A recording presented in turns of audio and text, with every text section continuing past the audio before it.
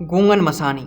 दोस्तों, आखिर गूंगन मसानी होती क्या है और ये कितनी खतरनाक हो सकती है, इससे जुड़ा हुआ एक किस्सा आज मेरे एक सब्सक्राइबर ने मेरे साथ शेयर किया है और इन्होंने बताया है कि आखिर गूंगन मसानी कितनी खतरनाक होती है और कैसे इन्होंने गूंगन मसानी से सामना किया था। तो चलिए बढ़ते हैं आज की कहानी में आगे की ओर और मैं आपको इन्हीं के पॉइंट ऑफ व्यू से ये कहानी सुनाता हूँ। लेकिन इससे पहले अगर आपके पास भी कोई ऐसी कहानी या कोई ऐसा इंसिडेंट है जो कि आप मेरे साथ शेयर करना चाहते हैं तो स्क्रीन पर आपको मेरा व्हाट्सएप नंबर दिख रहा है, इस पर आप अपनी कहानी मेरे साथ शेयर कर सकती हैं। आपकी कहानी को भी जल्दी ही इस चैनल पर शामिल किया जाएगा। तो चलिए बढ़ते हैं आज की कहानी में आगे की ओर।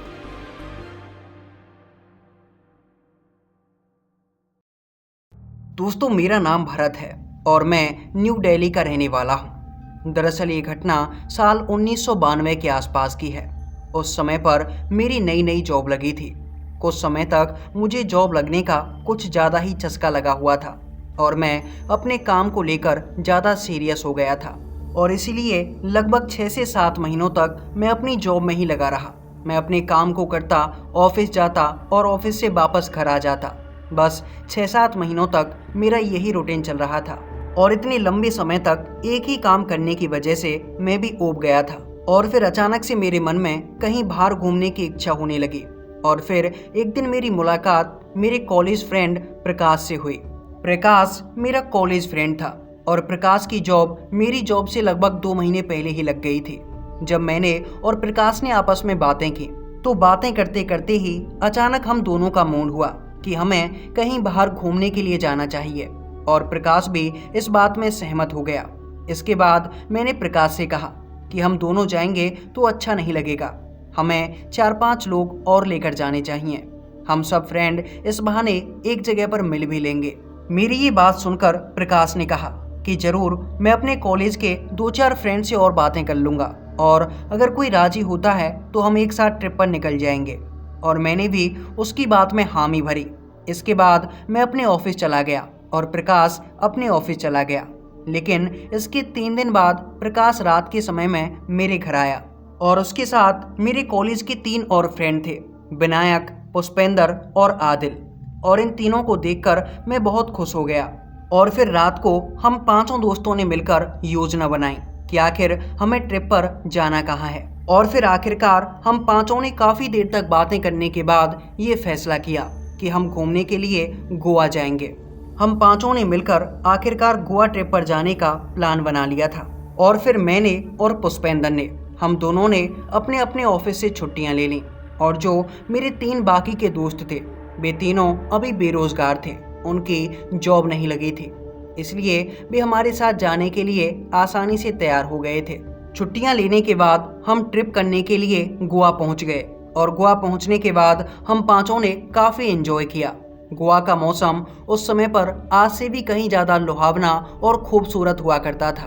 हम 5 दोस्तों ने मिलकर वहाँ काफ़ी मज़े किए और जब हम वहाँ से वापस आने की सोच रहे थे तब मेरे उन तीनों दोस्तों ने और प्रकाश ने मुझसे कहा कि इतनी जल्दी यहाँ से जाने का हमारा मन नहीं है, हमें कुछ दिन और यहीं पर गुजारने चाहिए। और फिर उनके कहने पर एक रात और मैं वहीं पर रुक गया। अभी हमें एंजॉय करते हुए लगभग 3 दिन बीते थे, लेकिन मेरी छुट्टियां अभी 7 दिन की बची हुई थी और इतनी जल्दी मेरा घर वापस जाने का कोई मन नहीं था। इसलिए मैंने अपने दोस्तों से कहा कि हमें गोवा के अलावा और कहीं भी चलना चाहिए और इसीलिए अब हम 5 ये प्लान करने लगे कि आखिर हमें गोवा से और कहाँ जाना चाहिए।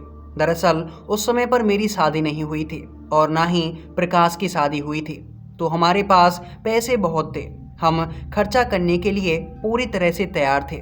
रात का समय था और हम 5 दोस्त होटल के कमरे में बैठकर आपस में बात कर रहे थे और मेरा जो दोस्त आदिल था उसे भूत प्रेतों के बारे में बात करना काफ़ी पसंद था। वो एक मुस्लिम फैमिली से बिलोंग करता था और उसके पास भूत प्रेतों के काफ़ी सारे किस्से कहानियाँ थी। उसने पूरी रात हमें भूत प्रेतों की किस्से कहानियाँ सुनाई। उसने जिन्न जिन्नातों के बारे में जैसे हमें पूरी जानकारी दे दी थी।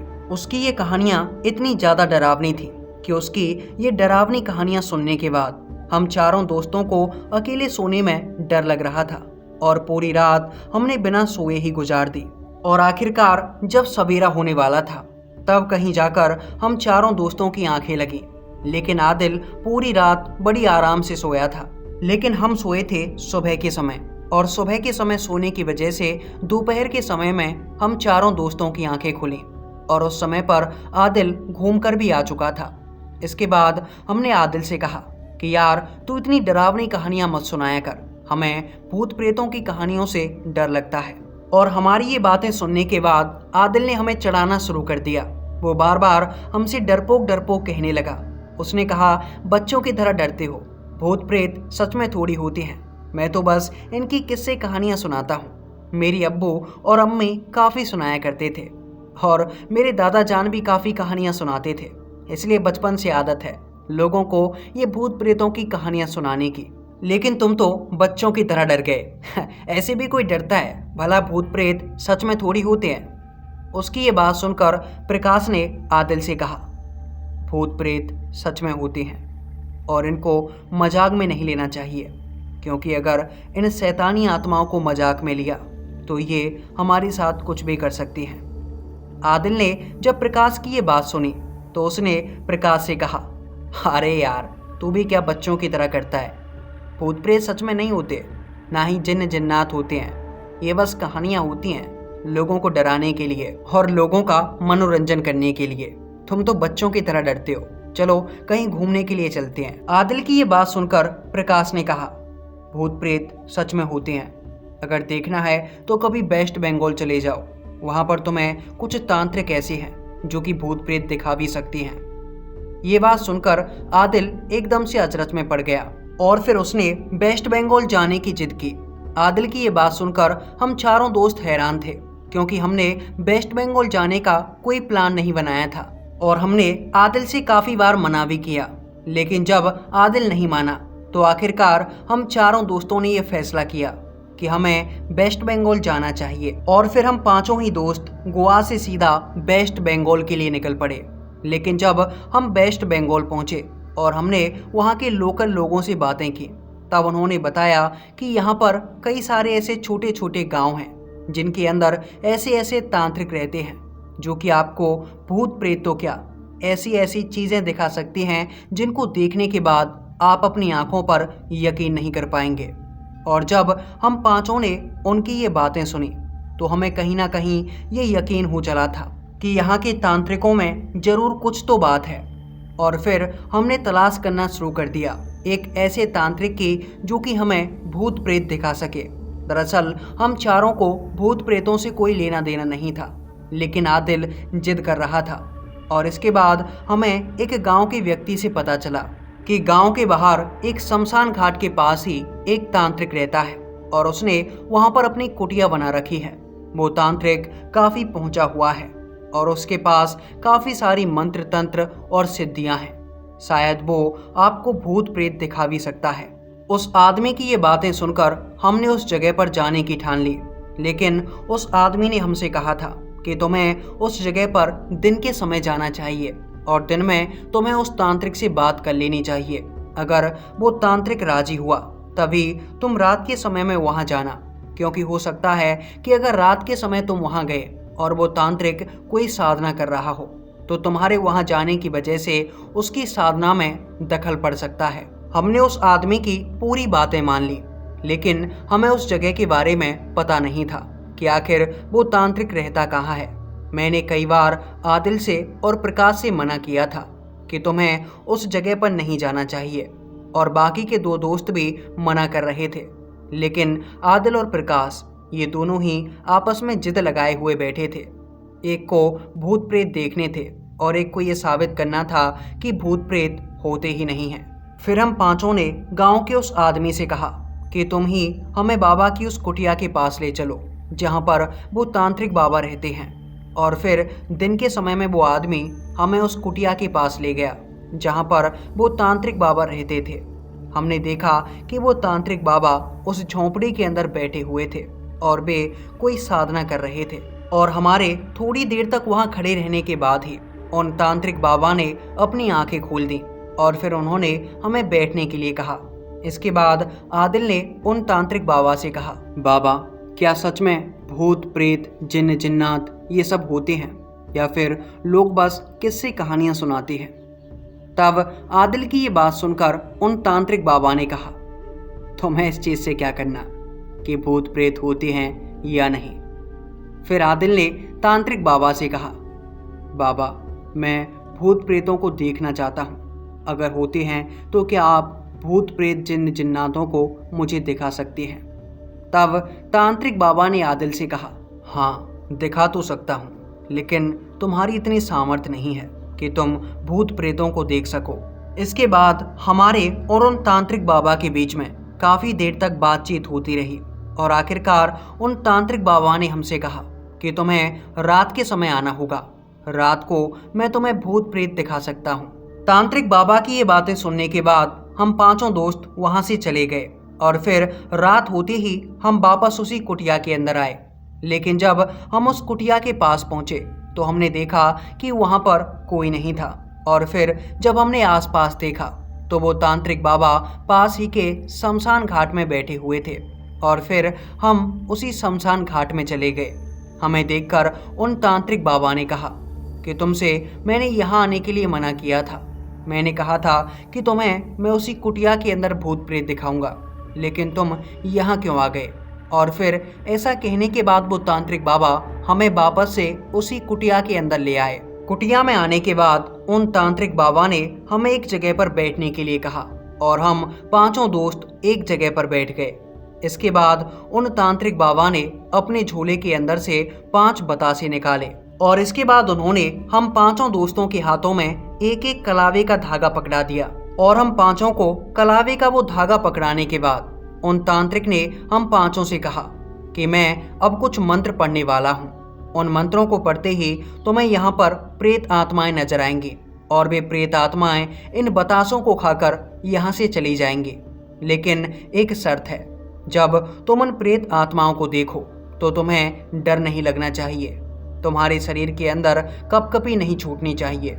अगर तुम उनको देखकर डर गए तो भी मैं तुम्हें बचा सकता हूँ, लेकिन अगर डरकर किसी ने यहाँ से भागने की कोशिश की और कोई भी अपनी जगह से खड़ा हुआ तो उसके साथ जो होगा उसे मैं भी ठीक नहीं कर पाऊंगा। जब कोई प्रेत आत्मा इन 5 बतासों को खाकर यहाँ से चली जाए, उसके बाद जब मैं अपनी आंखें खोल दूं, तभी तुम्हें अपनी अपनी जगह से हिलना है और तब तक तुम्हें कुछ भी बोलना नहीं है। हमने तांत्रिक की ये बात ध्यान से सुनी थी और हम उनके कहे अनुसार वहाँ चुपचाप बैठ गए। इसके बाद उन तांत्रिक ने मंत्र पढ़ना शुरू किया। जब वो मंत्र पढ़ रहे थे तो एक आदमी उस झोंपड़ी के अंदर आया और झोंपड़ी के अंदर आते ही उसने उन 5 बतासों को उठा कर खाना शुरू कर दिया और हम पांचों उस आदमी को देख रहे थे। लेकिन थोड़ी देर तक देखने के बाद हमें ये महसूस हुआ कि वो आदमी वही आदमी है जो कि कल हमें यहाँ आने का रास्ता बता रहा था, यानी कि गांव का जो व्यक्ति हमें यहाँ लेकर आया था, ये वही आदमी था। और उस आदमी को देखकर हम पांचों को लगा कि ये तांत्रिक और ये आदमी मिलकर हमें बेवकूफ़ बना रहे हैं। ये इस बहाने से हमसे कुछ पैसे ऐंठना चाहते हैं। अभी हम पांचों उस आदमी की ओर देखकर ये सब सोच ही रहे थे। इतने में वो आदमी उन 5 बतासों को खाकर उस झोंपड़ी से बाहर निकल गया। उसे देखकर हमें बिल्कुल भी ऐसा नहीं लगा कि ये कोई भूत प्रेत या बुरी आत्मा है, बल्कि वो पूरी तरह से एक इंसान ही था और उसे हम पहले भी देख चुके थे। वही तो हमें इस कुटिया के पास लेकर आया था। ये सब देखकर हम पांचों खड़े हो गए। अभी तांत्रिक ने अपनी आंखें नहीं खोली थी और हमने खड़े होकर उस तांत्रिक पर चिल्लाना शुरू कर दिया। हम पांचों ने कहा कि तुम हमें बेवकूफ़ बना रहे हो। हम पांचों बस उससे ये कह ही रहे थे, लेकिन तभी आदिल को न जाने क्या हुआ और आदिल ने कस के एक लात उस तांत्रिक को मार दी। उस तांत्रिक के लात पड़ते ही उसने अपनी आंखें खोली और आंखें खोलते ही उसने देखा कि आदिल उसे मार रहा है। लात मारने के बाद भी आदिल ने मारना बंद नहीं किया था। वो लगातार घूंसे और लातों से उस तांत्रिक को मारे जा रहा था। आदिल को देखकर हम चारों दोस्तों ने भी बहती गंगा में हाथ धो लिया। हमारा नया खून तो उस समय पर था ही और हमने एक एक थप्पड़ उस तांत्रिक को मार दिए। लेकिन आदिल ने उस तांत्रिक की अच्छे से पिटाई की थी। उस तांत्रिक को अच्छे से पीटने के बाद हम पांचों दोस्त उसकी कुटिया से बाहर निकले और फिर हम उस गांव के अंदर आ गए। और फिर अगली सुबह होते ही हम उस गांव से सीधा दिल्ली आ पहुंचे। दिल्ली आने के बाद 3-4 दिनों तक सब कुछ ठीक ठाक चलता रहा, लेकिन इसके बाद हमारी जिंदगी जैसे एकदम से बदल गई थी। बंगाल से आने के बाद ही मेरी और प्रकाश की, हम दोनों की अचानक से नौकरी चली गई। जॉब जाने के बाद मैं डिप्रेस रहने लगा और एक दिन जब मैं अपने घर बैठा हुआ था तो प्रकाश मेरे घर आया और वो भी अपनी बातें बता रहा था कि जब से हम वेस्ट बंगाल से आए हैं तब से मेरे साथ कुछ भी अच्छा नहीं हो रहा है। और अभी हम बातें कर ही रहे थे, तभी मेरे घर के बाहर मोटरसाइकिल का हॉर्न बजा और जब मैंने और प्रकाश ने बाहर जाकर देखा तो घर के बाहर आदिल खड़ा हुआ था। उसकी हालत काफ़ी ख़राब थी। मैंने आदिल को मेरे घर में आने के लिए कहा और आदिल जब घर आया तो मैंने देखा कि उसकी हालत पहले से काफ़ी बिगड़ी हुई थी। उसका चेहरा काफ़ी उदास था और वो वजन में भी लगभग 20 से 25 किलो घट चुका था। उसका वजन काफ़ी तेज़ी से घटा था क्योंकि जब हम वेस्ट बंगाल गए थे तब वो काफ़ी हट्टा कट्टा और मोटा ताज़ा था, लेकिन आज उसकी हालत काफ़ी ख़राब लग रही थी। इसके बाद मैंने और प्रकाश ने आदिल से पूछा, भाई क्या हुआ तुझे, ये क्या हालत बना रखी है? मेरी ये बात सुनकर आदिल ने कहा, पता नहीं भाई क्या हो रहा है, जब से घूम कर आए हैं तो शरीर में कुछ अजीब सा दर्द होने लगा है, शरीर का वजन घटता ही जा रहा है। आदिल काफ़ी दबी हुई आवाज़ में ये बातें बता रहा था और जब हमने उसके शरीर की हालत देखी तो मैंने देखा कि उसका पूरा शरीर जैसे गल चुका था और आदिल काफ़ी कमज़ोर भी हो चुका था। जब मैंने आदिल के हाथ को पकड़ा तो मेरा हाथ जैसे उसके हाथ में धंस गया। उसके हाथ को पकड़ते ही मुझे ऐसे लगा कि जैसे मैंने उसका हाथ नहीं बल्कि कोई सड़ा हुआ फल पकड़ लिया हो। उसका हाथ काफ़ी गिलविला था, जैसे उसके हाथ के अंदर हड्डी हो ही ना। ये देखकर मैं और प्रकाश हम दोनों काफ़ी चौंक गए। फिर मैंने आदिल से पूछा कि आखिर ये तुम्हारे साथ कैसे हुआ, और तब आदिल ने मुझे बताया कि जब से हम वेस्ट बंगाल से वापस आए हैं तब से मेरे साथ कुछ अच्छा नहीं हो रहा है। दरअसल जब से मैं वहाँ से आया हूँ तभी से मुझे डरावने डरावने सपने आ रहे हैं, ऐसे सपने जो कि मैंने अपनी ज़िंदगी में पहले कभी नहीं देखे थे। हमसे ये कहते कहते आदिल रोने लगा और फिर आदिल अपने घर वापस चला गया। उसने हमारी एक भी बात नहीं सुनी।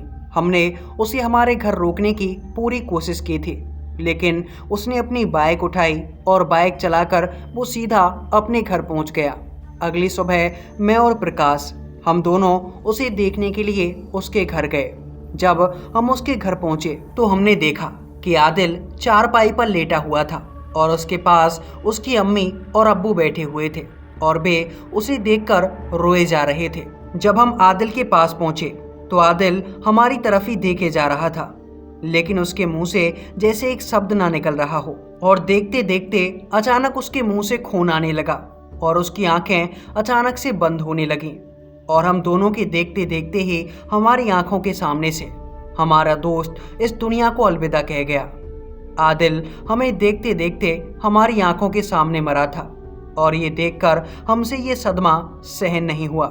हम दोनों उसी जगह पर बैठे रह गए। आदिल के मरने के बाद पूरे घर के अंदर बस रोने की ही आवाज़ें आ रही थी। आदिल के अम्मी और अब्बू दोनों उसे देख देख कर फूट फूट कर रो रहे थे। इसके बाद आदिल को उठाकर उसे दफनाने के लिए ले जाने लगे और ये मेरी ज़िंदगी का सबसे डरावना मंजर था। मैंने अपने दोस्त को अपनी आंखों से मरते हुए देखा था। जब उसे दफनाकर हम वापस घर आए उसके बाद ये हादसा मेरे साथ होने लगा और मुझे सपने में उस रात आदिल दिखाई दिया।